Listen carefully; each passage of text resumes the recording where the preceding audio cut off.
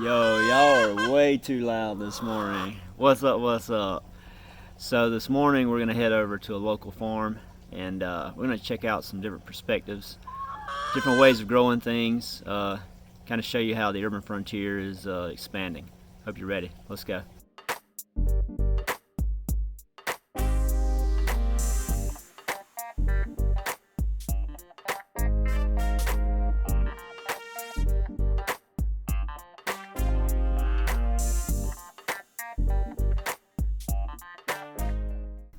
Hey, what's up, guys? So we just got here to the farm, and as you can see, the sun just come out. It was looking like it was gonna rain, but it's gonna be a pretty day, I think. So let's check it out and see what they got.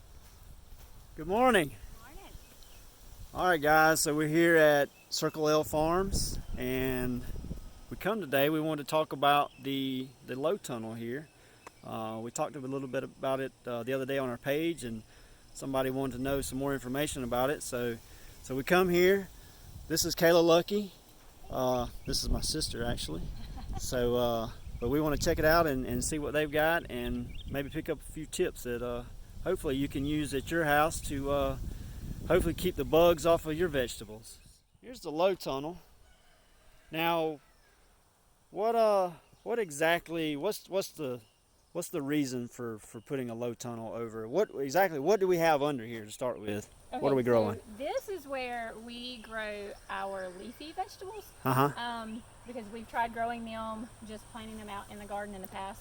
Some people have really good luck with that. We haven't, between bugs and just the sun. This gets full sun all day long. It was just kind of frying all of our stuff like that. So Right. collards, lettuces, Swiss chard, spinach, things like that. We just never had good luck getting them to grow here. Yeah. So we've seen low tunnels, and we decided this year we were just going to try it and see if it would work. And so we have pak choi, which is like a Chinese cabbage under here. We have some collard greens. There's actually like a salad mix, so it's all different types of lettuce. Okay. We have Swiss chard, and then we have our radishes under here too. Okay. Yeah, I saw some of the radishes that y'all picked the other day. Those look really good. Yeah, and you were saying that you can actually eat the tops off the radish. Yes. Some people I prefer the radish top over the radish itself. We eat those just like lettuce. We have found that it's better the younger the radish. So basically when they first start to grow, before the radish itself kind of develops, that's when I prefer the radish tops. Yeah. Some people like them all the way through. But yeah, so we have some people that they just want the radish tops. They don't even want the radish. Don't even want the root part. Yep. Well, that's cool there. So what's this covering right here? Okay. What exactly is that? This particular one is called Agribon. We actually got it off Amazon, where you can Okay. get pretty much anything. Yeah, Amazon's got everything. But it's called a floating row cover. We use it more as, you can use it for shade. That's what we're using it for, shade cloth, and to keep the insects off. Okay. But you also use it if you're planting early spring and you get a surprise freeze, frost comes in, you put this over and it protects your crops from frost as well. Okay. Well, I'll tell you what. Why don't we let's open it up and see if maybe we can do a little walkthrough and see exactly how y'all put this together. Okay.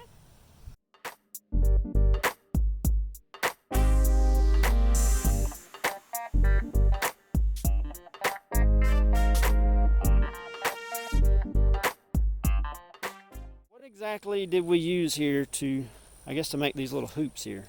Okay, so as you can see, we run drip irrigation. So you see this is our hard hose. Right. So we have it actually connected over there to our well. Okay.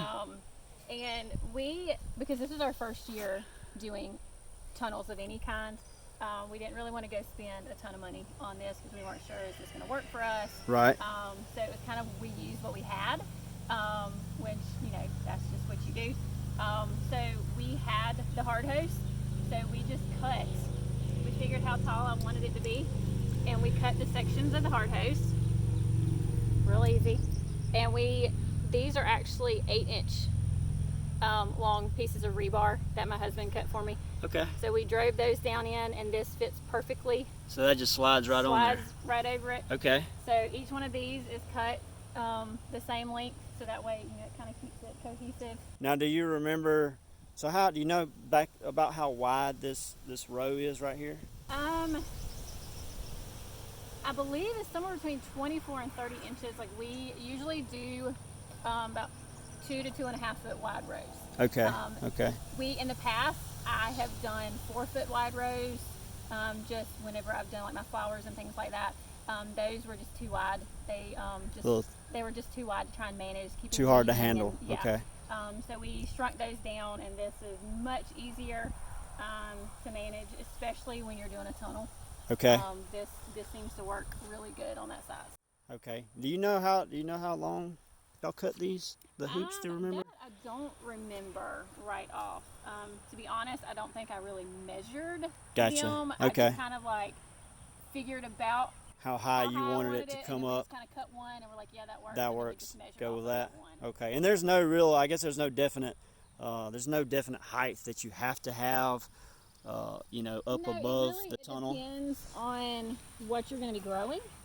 Okay. Yeah. None of our stuff is going to get really tall in here, so I didn't need a lot of height. I told my husband, I said I think I kind of want it knee height Right. for me, so that Okay. just kind of worked for us. Yeah. And I had to base it off of the size of my agribond. This agribond is actually 5 feet wide, and Okay. so it has to be Make wide sure enough it's that covered. that you can cover it, and you have to be able to weight it down on the sides, so you need it to lay on the ground a little bit. Okay. Yeah, because I saw as we were taking it apart, you have these bricks along the side, and that just I guess keeps it from blowing away with the wind. So, Yep. like this is pretty lightweight material, and it does a pretty good job at keeping bugs away. I mean, it doesn't have a lot of holes in it. Now, as far as like moisture, this type material is not great on like if you're trying to water through it. So I noticed you've got the drip irrigation, Yeah, so you I want to run- water under it. Well, I run drip just because I was there for a while. We weren't getting a whole lot of rain, and I was having to come and open it up and water everything, and so we ran drip just kind of, it was easier. Easier to. But I will say that when it does rain, like when we get rain or my husband runs the overhead irrigation on everything else, Right. water does go through this. It does penetrate. Okay. Yes, Okay. it will penetrate through this. There are different types of row covers that you can get, and so you kind of have to look and see what you're looking for. Some of them don't let as much water through. This one, it does really good. It Does fine. yeah. Okay. And it actually, one good thing is when we get a really heavy dew in the mornings, the condensation actually it kind of collects on the underneath of it, and it'll drip down on everything. So it kind of helps in the mornings with that. All right. So what exactly what are we growing here?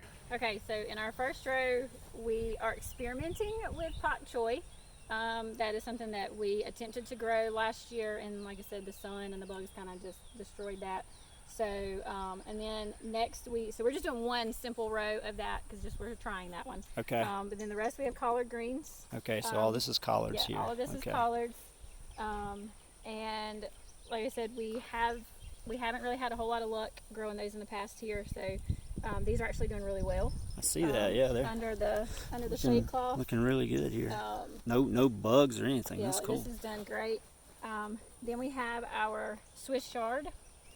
This is actually a rainbow Swiss chard, so it has the brightly colored stems. So this was another thing that we tried last year to grow because our family loves to eat Swiss chard, and we couldn't get it to do anything. The sun just completely baked it, and so we've been very, very pleased with this because it's actually only been in the ground for about 30 days now. Yeah. Nice and green. Yeah, I like the red. I like the red stems there. It's kind of cool. Never actually had it. I'm gonna have to try some. It's really good. You'll like it.